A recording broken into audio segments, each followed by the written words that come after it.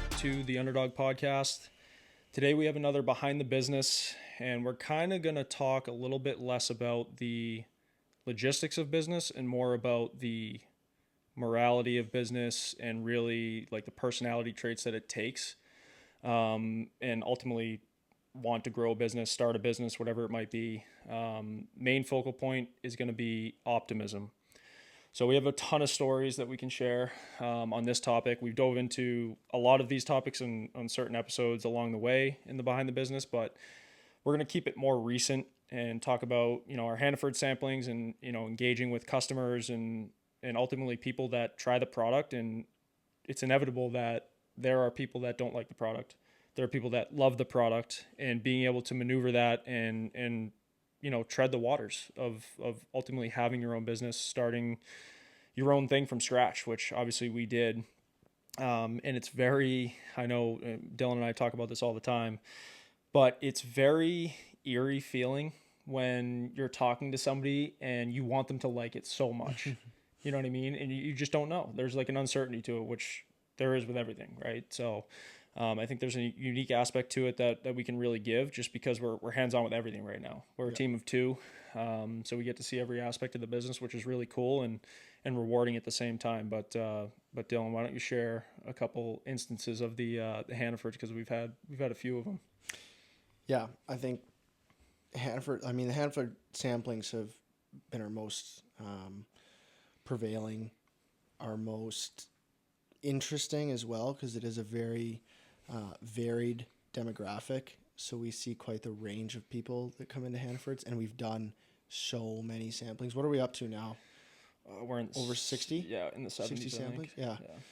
So that's a lot of time spent in, one chain, and you see a lot of different things and a lot of different people. And, what goes along with that is a lot of the conversation. So some of them are great. Like, we have younger people, like people that are in our target audience that come up, try it, they love it, they're all about it, they want to know more. They're our type of person because they're engaged in not only what it tastes like, but the effects and the formulation, the story behind the can, and they see more than just a product. They see a brand, and that's what's really cool and rewarding about it.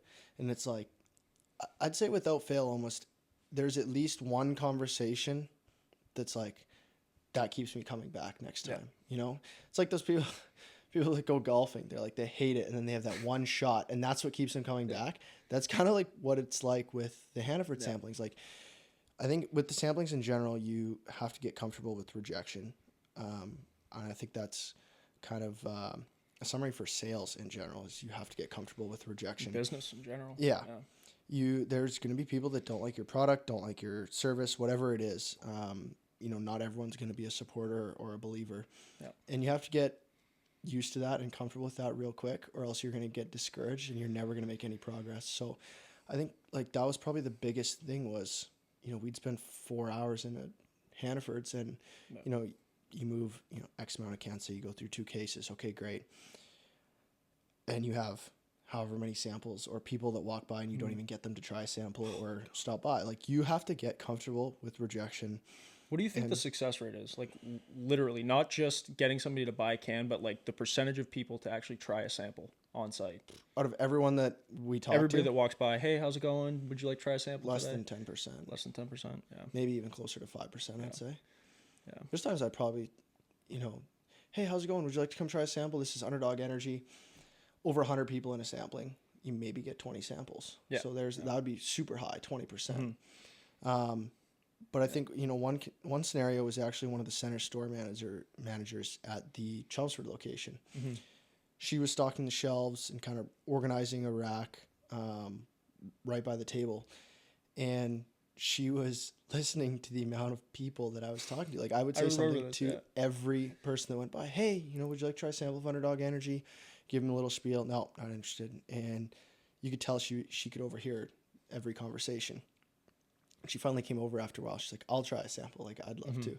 Mm-hmm. And, she tried it, loved it, heard the story, thought it was great when, she heard that we're not just some kids representing an energy drink brand, like, you know, making our $15 an hour and And I dishing think out that's what a samples. lot of people think. Yeah, they definitely, that's the broad assumption, is that, you know, we're just some kids working for an energy drink brand, dishing out samples for $15 an hour. It's like, and as soon as you can get that message across that, no, this is our brand, that we are building this from the ground up. We are literally in the stores that Yep. we're selling the product in. They're a lot more receptive to what we have to say. And I think once she heard that, she loved it. I mean, she loved it right away. And then once she heard the story, she just thought it was awesome. And I remember when she came back over and was like, you could sell shit on a shingle, she said, or shit on shingles or whatever she said. She's like, you don't stop. Like, you got rejected probably 50 times in the last hour that I've been standing by you, and you still have a smile on your face, and you're still just as engaging with the 50th person as you were with the first. Yeah. And she just thought that was great. And it was kind of like, you know, someone recognizes that. And it's not always about being recognized, but it is rewarding to know, like, okay, someone sees value in this. Someone sees value in what we're doing and what we're trying to build. So I think that's one example that kind of sticks out for me. Yeah. And I think there's a common theme with it too, in the sense of, and it's funny because like BPN, that's their slogan, is go one more. And I think it's true. Like, the more you keep coming back, the higher likelihood that you're going to have an experience, an opportunity that is going to light you up, right? There's been plenty of times where you're exhausted. I'm sure it's the same thing with you, but like, you're dead. The last thing you want to do is show up at freaking 10 o'clock in the morning in Lowell, Massachusetts to do a sampling. You know what I mean? And like, sometimes it's tough, but once you get there, you just show up, you set up, and who knows, that first conversation could lead the way for the rest of the day. And it could be a great day. You know, and there's been plenty of times, and it's even on a smaller level and more minute detail, is like people that come by where you're like, they wouldn't be interested in it, or there's no way they're going to try it. They're old, or they're out of shape, or whatever it might be. Someone who's not in our demographic, right? And those are the ones that And those are the ones that are like, oh my God, I love this. Like, or there's been times where I'm like, it reminds me that I need to say it to everybody, because I'll stereotype somebody and be like, they're not going to be interested. They walk by, I don't say anything, whatever it might be. And then they'll be walking out with a bunch of freaking energy drinks at the end of the day. And then like, that couple experiences that happened to me early on is what made me realize, like, every single person, you need to say something regardless of who they are. Yeah. I mean, hell, even the last time I did one in Lowell was that example. It was in, like, you know, middle-aged woman went by. I'm like, okay, this is, you know, not our target audience or demographic.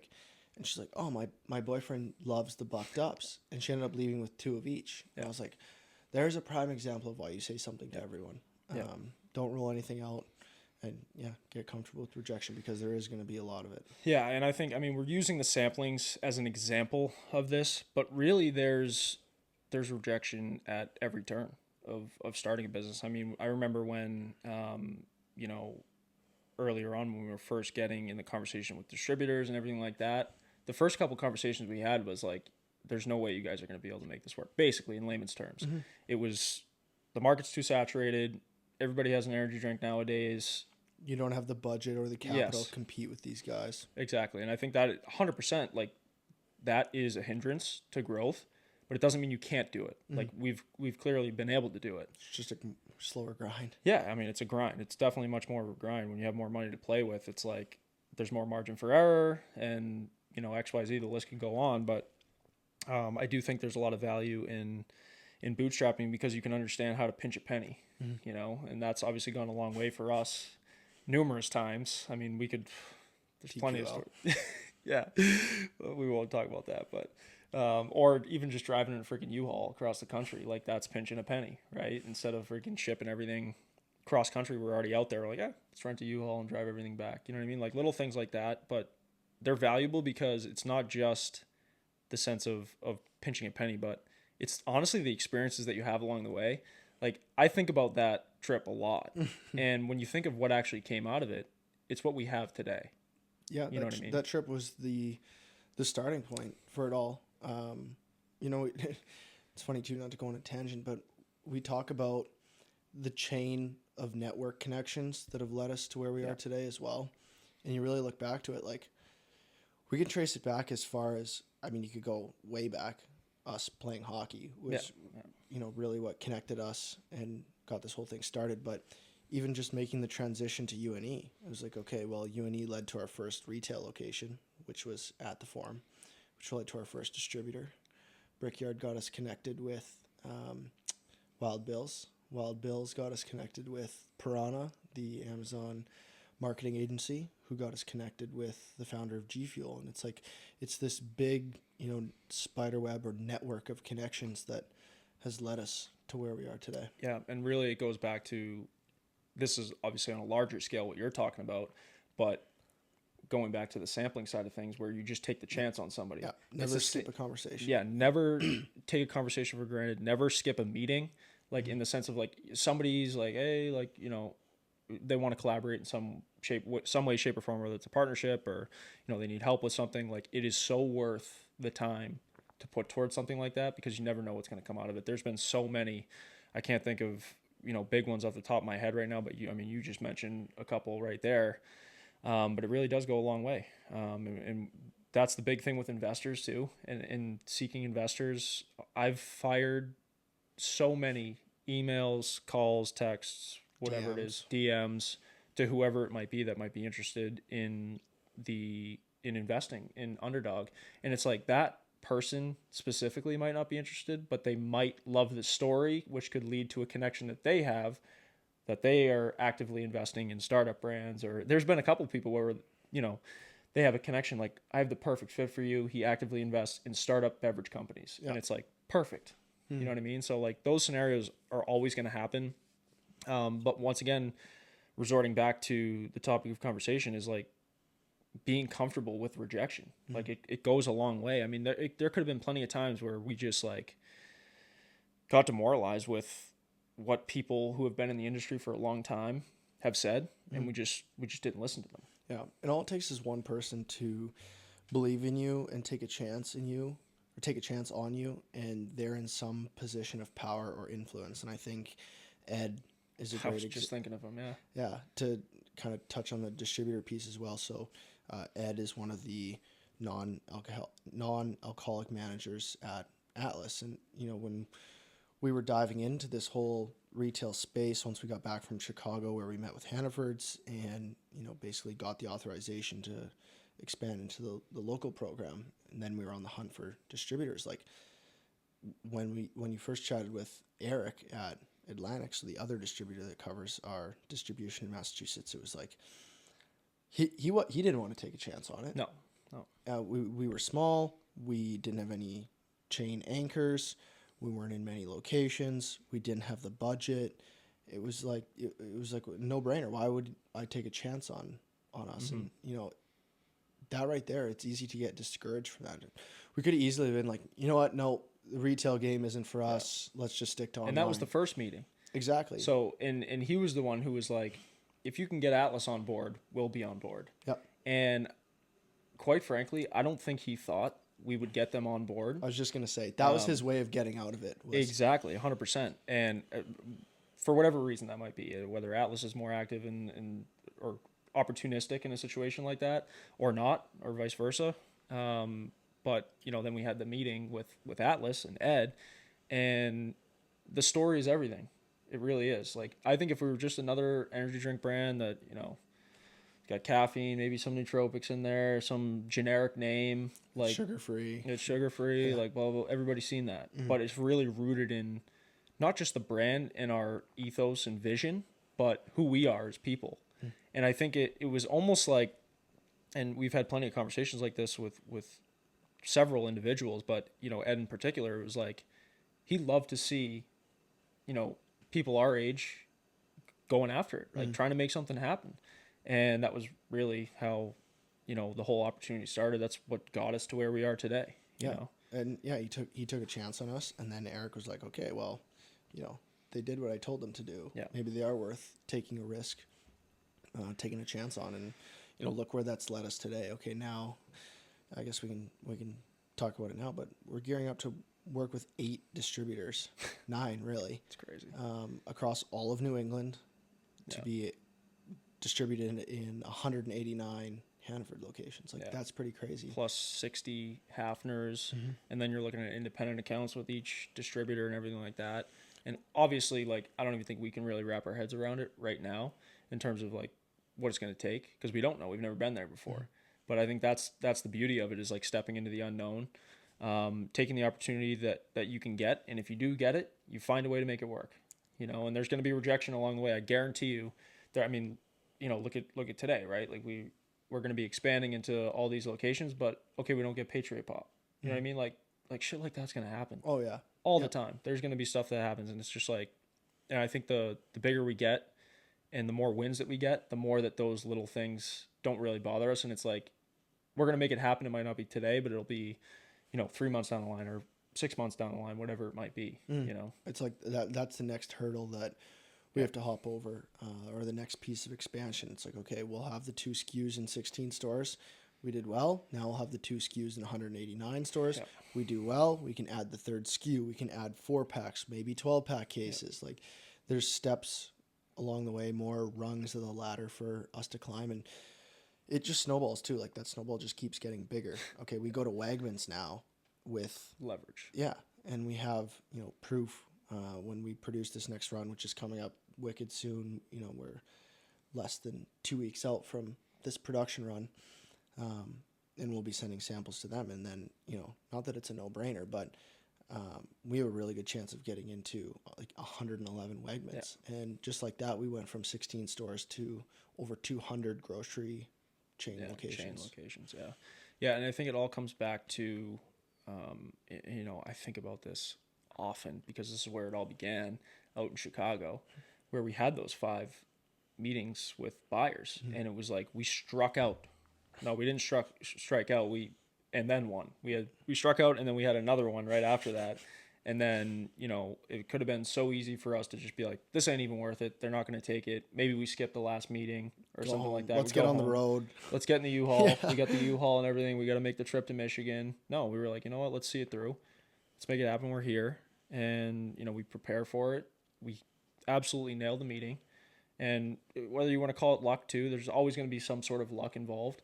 But like, that was what John went there for. Mm-hmm. Like exactly what our product was, who we were as people. Hannaford, based in the Northeast. We're out of Massachusetts. Like all those sort of things lined up. But why did we win? Because we showed up one more time. Mm-hmm. And I think there's something to say about that. Like it's gonna go a long way. If put it this way, like if you're not okay with losing and facing rejection, it ain't even worth it. Mm-hmm. Because we would have fell flat on our face after the first day in October of 2022, Yeah. No, 100%. I think there's so many different stories along the way. I think Chicago is definitely kind of that focal point because this is where it all began. Yeah. But there's so many little stories like that along the way. Yeah, and, it makes me think, too, of, like, what kind of person does it take to build a business? And not just build a business, but like a successful business. Like we don't really know yet. Mm-hmm. You know what I mean? Like we have no idea. All I know is like we're taking these stepping stones to get to the next step. And a lot of that is just built on what we've done away from business, our whole lives, right? Like when you think about hockey or any sport in particular, I mean, there's a reason why, corporate America goes after former athletes. Like it's so correlative to the space. You face rejection every single day. In your sport, whatever it might be, whether it's you're facing injuries, you're hitting slumps, like all those sorts of things, I consider those as minor failures and rejection in a way. Mm-hmm. But the willingness to come back and keep showing up, keep putting in the work. I mean, hell, I remember when I was a little kid in-house, I don't know what they call it in Canada, but in-house before mites.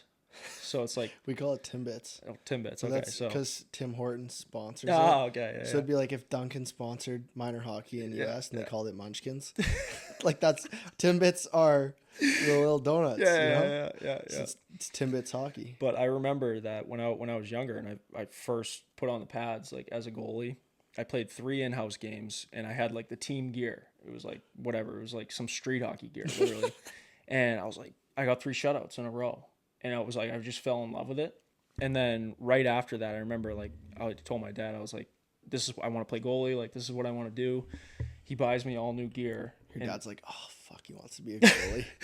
But he buys me all new gear. And I try it on in the kitchen. And if I still have this picture, I'm going to put it up because it's hilarious. I've seen that one. Yeah, I know the picture. I'm standing there in the kitchen just like looking at the camera, absolutely miserable because I have all this new gear on. I can't even move. And I'm just like, it could have been easy right then and there to just be like, I don't want to play, but it's a love for it. It's a passion for it. I mean, like our slogan, driven by passion, like, you know, back to the business side of things is like, we're passionate about this. Like we want to build it. And it's not even about the freaking product that's sitting in front of us. Like it's about the ethos, who we are as people, what the standard is, and really like where we want to take this thing. Yeah. Know? And I think, you know, an example that was even just today, like today was a total scramble from the morning. Like I woke up to that email saying that the shipment had arrived for the 2 ingredients that were been waiting for to make this run happen. And I was sitting in between classes, got out of my first one, was sitting in my second one, and the professor for my second class always, you know, asked me what's going on, how are things, you know, excited for Thanksgiving. We were kind of just a little bit of small talk, and he asked if I was going home for Thanksgiving. I was like, oh no, we leave on Thursday morning for a road trip for hockey, and you know, obviously not involved in the hockey space, but I think I've played every Thanksgiving for the last number of years. Like that's just normal. And he's like, you leave Thursday for a road trip for hockey. He's like, how do you do all this? And I was on my computer, like trying to coordinate the BOL to get it from TQL to N&B to just make sure it was all sorted out before this next class. I'm like rushing on my computer. He's like, I don't know how you do it all. And you know, the first response is, well, sometimes I don't know either, but it comes back to passion. Like I love it. I genuinely love it. Like, and same thing with hockey. He's like, well, how do you, you know, balance the school and the hockey? I love it. I love playing hockey. Like, and running the business is the same thing. Like, I genuinely love it. Yeah. And it all comes back to passion. And if you don't have a passion, if your passion isn't strong, it's a lot easier to get discouraged over the little things. Like, if you're not passionate about it, the smallest little inconvenience or bump in the road can completely change your morale and shut you down mentally. And I think a good example of that is, and you know, don't say his name or anything, but when we were on some business trip, and it was the guy who was going to start the ready to drink coffee. Yeah. Or just a coffee. I forget what it was. It was when we were in Chicago, actually. Oh, we were in Chicago, He was going to do a protein coffee. Yeah, a protein coffee, and he wanted to basically pick your brand. I forget if I was even on that or not, if it was just you. We both, well, you were in the background, but it was Phil who set up the call. Yeah.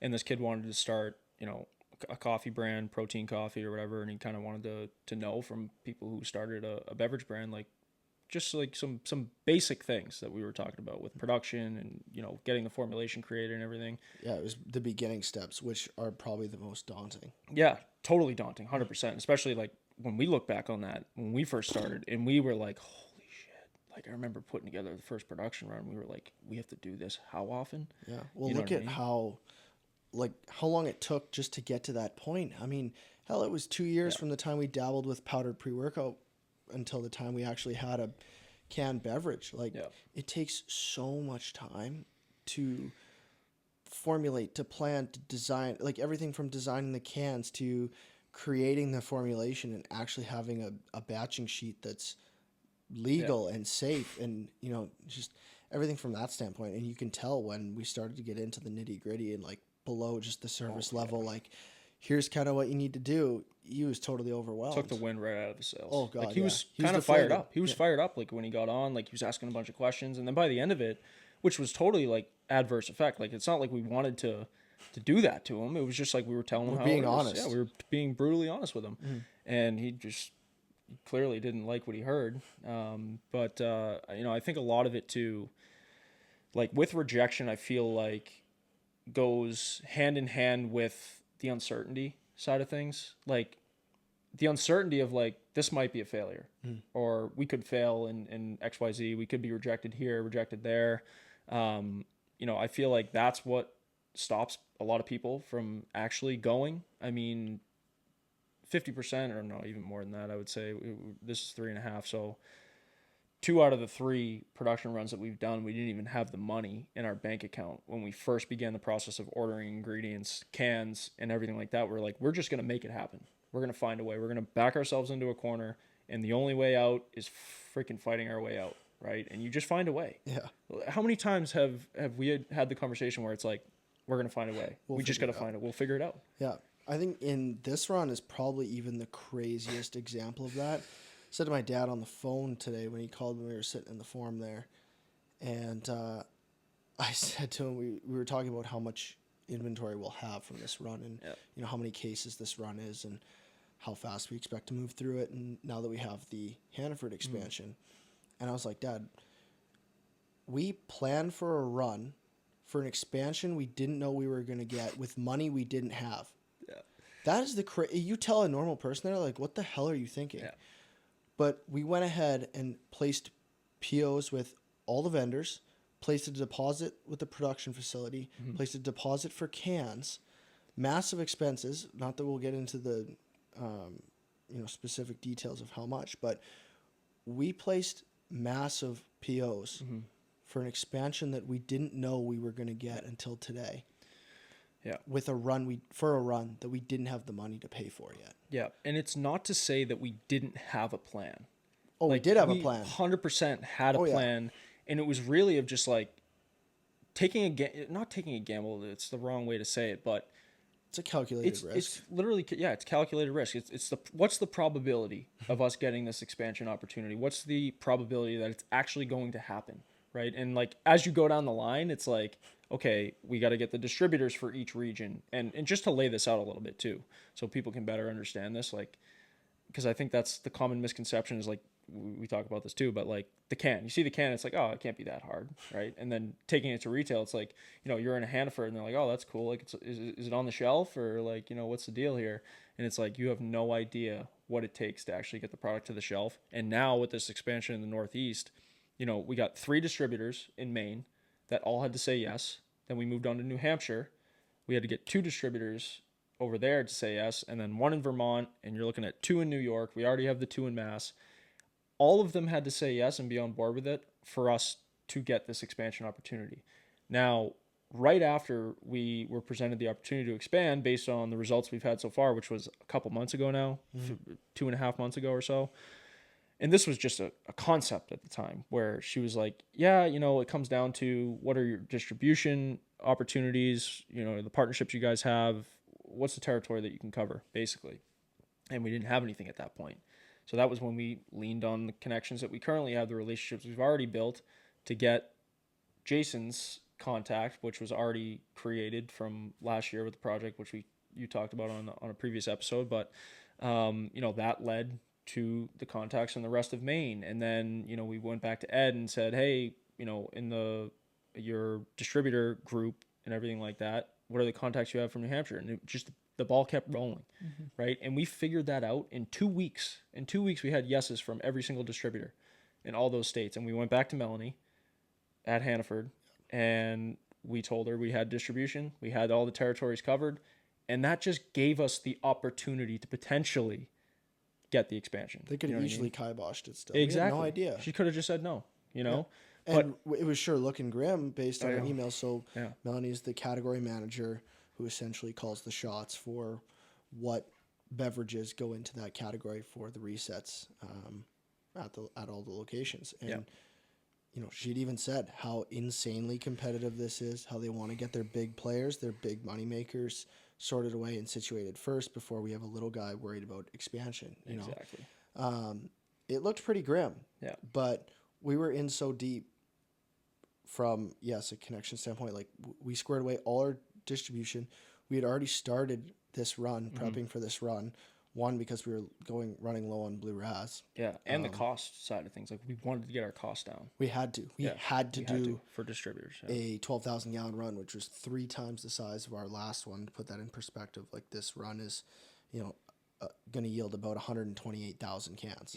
Like, for us, it's a massive run and a massive expansion from our last run, and these were all things that were calculated risks. And we gave her no reason to say no to us. Like, we provided her with every opportunity to say why not. Like, we'll give these guys a chance. And that has literally been my mantra with everything. Like, not just business, but life in general. Don't give anybody a reason. Don't give them a reason. Like, it's simple as that. What do you do? Whatever it freaking takes to put yourself in the position. And another way to say it is like control the controllable. You know what I mean? Like what's the controllable in that situation? Like reach out to everybody as soon as you possibly can, get the meetings as fast as you possibly can, present yourselves in a way that is appealing to them, intriguing to them, and will catapult you to the next step, which is going back to, Hannaford or whatever chain it might be, and let them know like you got everything squared away. That's what they don't want to deal with anything else besides the yes and no's, and ultimately it's up to you. It's up to the brand. It's up to the people behind the brand to make it happen and control the controllable and get yourself in a position where you are most likely to succeed. Yeah. Yeah. We essentially looked at, okay, what is in our power, our control that we can do or change to give ourselves the best chance of success. And it was, okay, we can get our distribution network squared away and make sure that we have no issues as far as getting the product there. And the second one was we made sure we had the product. We had enough inventory, and we started prepping for a run in anticipation of getting this expansion authorization. And, the funding side ties into that too. We had to get the funding and the capital in order to make it happen. And, we did. And I think that ties, into sports too, into hockey. And I think for you being a goalie specifically, like you have to control what you can control and give them no reason not to put you in as the starter. For a forward, there's 12 spots, or 13 if we're dressing 13. That's 13 opportunities to get in the lineup. Being a goalie, there's one fucking spot, and it's the starting position. There's only one goalie in the net. Yeah. And you have one chance. So you need to give, the coaching staff or, whatever in pro hockey, the GM, no reason not to put you in that position. So, everything in your power, you're doing everything in your power to, give them no option but to say, he's our guy. Yeah, and I think that's the only mindset you can really have.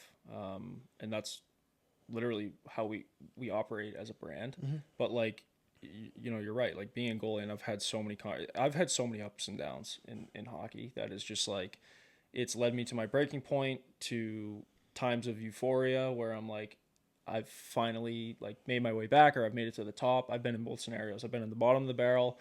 I've felt like I've been on top of the world as you have, you know what I mean? When you're growing up, like for me, like the peak of my high school career was the same thing. I was like, I'm going D1, I'm going to play pro. Like that was the plan, and there's more rejection, there's more failures, and just like being able to come back from that. And I remember, not to go on a tangent with hockey now too, but when I stopped playing hockey my freshman year when I was at Skidmore, and it was really just like, all this, the whole story, but I basically was just like fed up with the sport.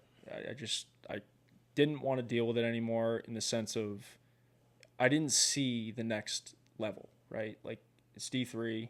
I was like, there's not going to be a pro after this. There's not going to be an NHL. There's not going to be any opportunity like that. But I had to kind of like rewire my brain after that. And the thing that brought me back ultimately was like team environment. But the more that I got back into it, the more I was like, started to build this mantra of don't give them a reason. So when I started reaching out to every single school in the entire country at the D3 level, faced a lot of rejection. It was like, you haven't played in a year and a half. Like, meanwhile, I would come home from New York back to Mass, 3.5 hour drive every Friday night. And I would skate on my own, doing skate and like edge work and puck handling and all that stuff on my own in a mini rink from 11 to 1 o'clock in the morning. And it was just like shit like that. Like you can't teach that. You know what I mean? Like that's just the willingness to continue going forward, face rejection and fear in the face, and go anyways. You know what I mean? And I had no team. I was just playing on my own. I was like, I'm gonna find a way back in. And sure enough, I get the opportunity at UNE. We, the first year I played 5 games. I had the numbers to back it up, and not giving them a reason. Same thing. We end up going to the Frozen Four. Like it was a super cool experience. And, here we are, like senior year, and we can make a run at it. So just like, things like that, I think a lot of people, they don't see that. And it's easy for situations like that for an individual, who might be in my position or someone in a similar position to be like, I just don't want to do that. I want it to be seen. You know what I mean? I want people to see my results, but none of the results happen in the spotlight. Like, it's never been like that. It never will be like that. And that ties directly into business. Exactly. Like the success that people see is like, oh wow, look, this is cool. They have their drink in X amount of stores, but they don't understand the work that goes in when no one's watching. Yeah. And I think, another point I wanted to make, the parallels between sport and business, when, you really have to take a step back. Maybe it's, in sport, an injury. In business, it's, it could be something else that's hindering your ability to directly affect the outcome or affect your rate of success. And you have to be able to take a step back and say, okay, what can I control that is going to make a difference and influence our chance of success? And, I touched on the injury piece in sport, and that's a common theme that we've talked about on the podcast before. Everything from, the physical effects of an injury to the mental effects of an injury and how that takes a toll on you. But, it's things like that or times like that when you have to be able to take a step back and can control what you can, whether it's from a leadership standpoint or, leading by example, any of those things that can still have an impact on the success of a team in sport or, the direction of the business. Yeah. And in my opinion, and I know you think the same thing, but like, life is mental warfare.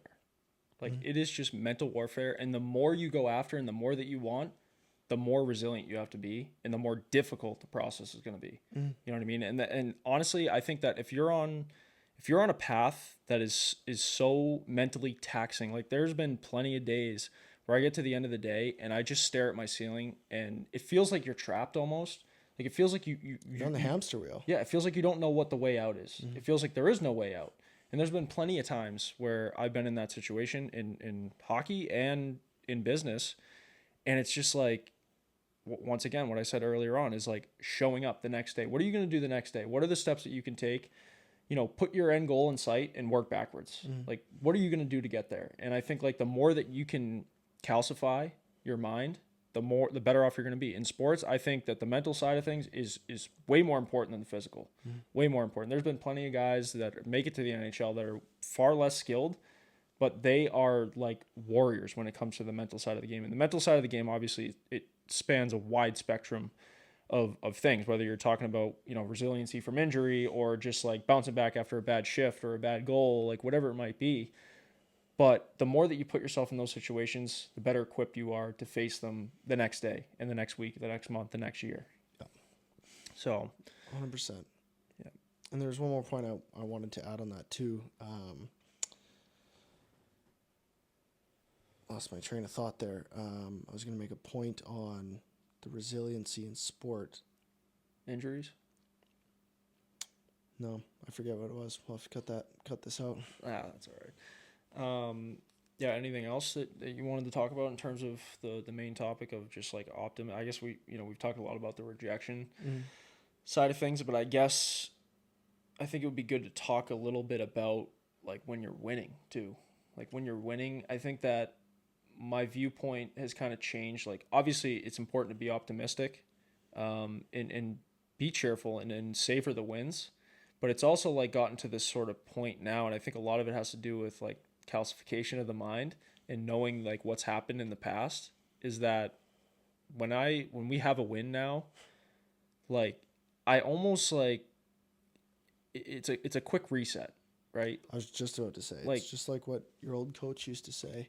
Yeah. But wins and losses, enjoy it for 24 hours and then it's back to business. Yeah, both ways. Like, you have a loss, you have 24 hours to mourn the loss. You have a win, you have 24 hours to celebrate the victory, and it's back to work. Even less than that, Yeah, I think, this one's a prime example of that. Like, getting this Hannaford authorization for the expansion into 189 locations is our biggest win to date. Yeah.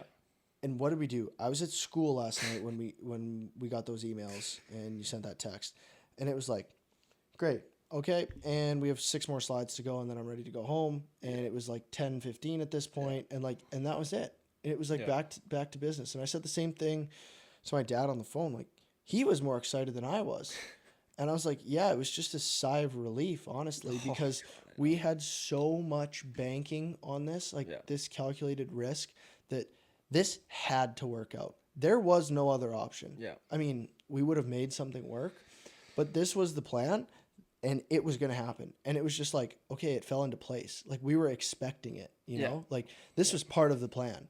And that's kind of how we acted. Like we acted like we've done this before. We haven't. But it was just like business as usual. Continue on. Okay, great. We got the expansion that we've been expecting or, you know, wishing for the last, basically since we launched. I mean, even from before we even launched, we had been talking about, okay, we're going to kill it in the local program and get this expansion. Yeah. Like, we've been talking about this so long that when it finally came to fruition, it was a sigh of relief and like, check it off the list type of thing. Yeah. And then it's like, okay, now we need to get the last distributor squared away. We need to get the shipment squared away. We have a massive production run in 2 weeks. We have XYZ to still get, you know, squared away and checked off our list to make sure that this is as smooth as possible. Like, there's no time to celebrate. Yeah. And I guess to put that into perspective too, like with this Hannaford expansion, like we found out yesterday, and basically she told us like it would be much easier for us if you could get New York squared away as well. We were going to leave that alone. We weren't even going to bother with it. We were just going to go with the other states. Yeah, a whole different beast, massive state, tons of locations, a lot of different distributors over there. And, you know, she told us, like, if you get New York squared away, you know, make it easier for us to get you in the planograms. And, you know, what did I do at freaking 8:30 at night as soon as I found out is, like, I reached out to the contact that she gave us immediately. And I was going back and forth with him on email a couple times last night, like late last night, which props to him too. Like he's putting in the work after hours as well. But like, those are the things you got to do. And you just have to expect those things of yourself. Yeah. You know and he's a guy who gets it. Like he knows exactly what we're going through and he's doing the same thing with his business. Yeah. And those are the guys that you want to connect with and you want to be in business with. Like, yeah. That's the type of guy that we want to be involved with. And lean on too. Like I think that's the other part of this about starting a business and really diving into it, like giving it all your worth, is that people are going to misinterpret you. People are going to doubt you, obviously. But I think the biggest thing too is like most people just don't understand. And we've talked about this numerous times, but it is lonely. You know what I mean? Like it's a lonely path, but if you have people around you who are doing the same thing, it makes you feel like you're doing the right thing. You know, like you know, the list can go on and on about, you know, time sacrifices and all that kind of stuff. But I think that's really the most difficult part for me is like, I could wake up in the morning and work from when I wake up until I go to bed and I'd be totally okay with that. You know what I mean? And I'd enjoy doing it, you know, but obviously there are other priorities in life and you have to fit those in. So it's a balancing game. And oftentimes, whether it's family members, friends, girlfriends, wives, husbands, XYZ, like getting them to understand is a huge piece to the puzzle, because it is a huge time commitment. And, you know, like this podcast, for example, like this isn't a primary driver of the business. You know what I mean? It's more of just like adding value to even just one person. And I think that if you have that mindset and you're persistent enough and you consistently put out the value that you want, you know, that it comes back to you in return. And I think that, you know, we've had that with a few different relationships that we have.